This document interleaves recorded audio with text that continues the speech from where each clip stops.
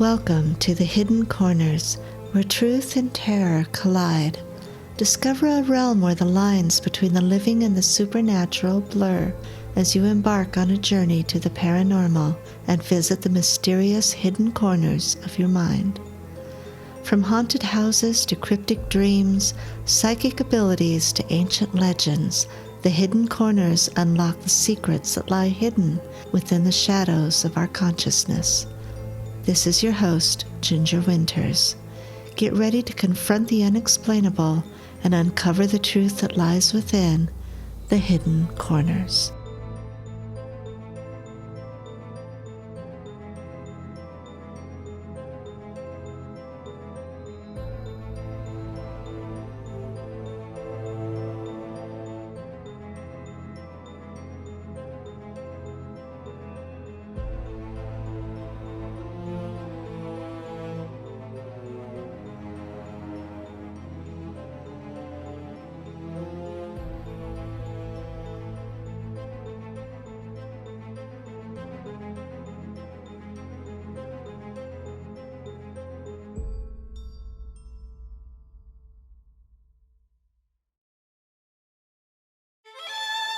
The Devil's Dance by Ginger Winters. In the sultry depths of an enchanted midnight, where shadows writhe and whispers linger, the haunting melody of a violin begins to play.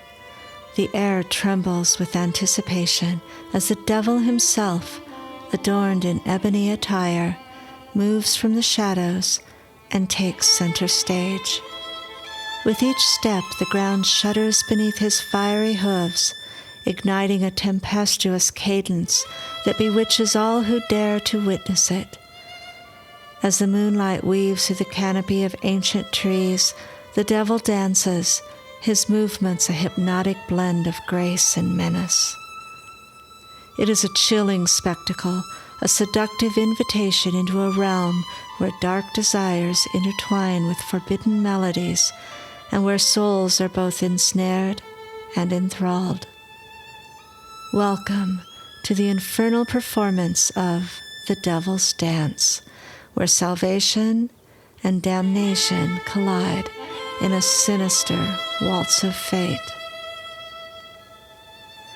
In the quaint little village of Briar's Gulch, nestled amidst rolling hills that look out over the ocean, there stands an old tavern that bears witness to many a dark tale. Its name, the Inferno's Embrace, was whispered in hushed tones, for it was said that the devil himself visited the establishment when the moon hung low and the night wore its darkest veil. On many a moonlit eve, young musicians find themselves drawn to the tavern's eerie allure. As the fog rolls in from the ocean, swallowing the starlit sky, the fires are stoked and the whiskey is poured. The air inside becomes heavy with anticipation, a tingling electricity that raises the hair on one's neck. The flickering candles cast eerie silhouettes on the walls, and the smell of aged oak mingles with an alluring hint of brimstone. The tavern fills with a motley crew of patrons, their eyes glimmering with equal parts curiosity and trepidation. The musicians who come here to play may be seasoned performers, but some have never played anywhere before. New to their instruments, they come here to feel their awkward fingers transform with dark magic, to play symphonies of structure and form. Benjamin was one of these. He'd been given his grandfather's violin and felt the need to carry on the tradition of music that ran in his family. It had been his grandfather's, but before that it had been his great-grandfather's, and his father's before that. A long legacy of violinists had passed through his lineage, but he'd never had money for lessons and had nothing he could trade. His own father had not had time for music, nor did he care to encourage it in his son. So Benjamin came with the hope that he'd find a master willing to take him on as a student. In the tavern, an ominous silence descended upon the room. The devil, dressed in a tailored suit as black as midnight, appeared before the crowd. His sharp, penetrating gaze bore into Benjamin's soul, beckoning him forward. With trepidation and reverence, Benjamin cradled his grandfather's violin in his hands, feeling the weight of ancestral history. He raised the violin to his shoulder. As he drew the bow across the strings, a shiver traveled down his spine, for he knew not what to expect. But as the haunting melody filled the room, his fingers seemed to move with a life of their own, guided by the master's eyes. The notes wove together and filled the room with the most beautiful song Benjamin had ever heard.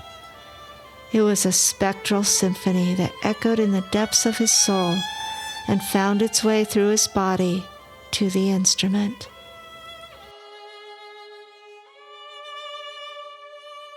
Summoned by the music's irresistible allure, the devil himself began to dance, his elegant form swirling and contorting to the violin's melancholic refrain. His steps became intertwined with Benjamin's melody and became a macabre duet, an unholy harmony of sound and movement, a blend of grace and menace. The devil's eyes glowed with delight at the hypnotic spell woven by the musician's deft fingers. The music swelled, its notes weaving through the hearts of those present, tapping into their deepest desires and darkest secrets. It was a seductive invitation to embrace their hidden desires and relinquish their inhibitions. The patrons began a frantic dance, clawing at each other's clothing and bodies. It was as if the dance had stripped away their humanity and consumed them with unquenchable longing. Fueled by a surge of instinct, Benjamin halted his playing and leaped from the stage, his violin clutched tightly to his chest. The room fell into disarray, a cacophony of shattered illusions and gasps of realization. The devil's eyes blazed with fury, but Benjamin had dared to defy the allure, to break free from the dance of damnation. As he fled the tavern, Benjamin could hear the devil's enraged howl echoing behind him. He ran as fast as he could through the dark forest, trying to escape the nightmare he had just witnessed. The night had fallen into complete darkness, and try as he might, Benjamin could not find a path that led anywhere but back to the tavern. He ran until he had no more strength, no more breath. He fell at last, panting and trying to catch his breath. He felt a hand on his shoulder and heard a whisper in his ear, "Play for me." The legend of the Devil's Dance endures to this day, whispered in the village of Briar's Gulch. It is said that when the moon is full and the fog rolls in from the ocean, you can hear the haunting strains of a violin filtering through the trees in an infernal waltz.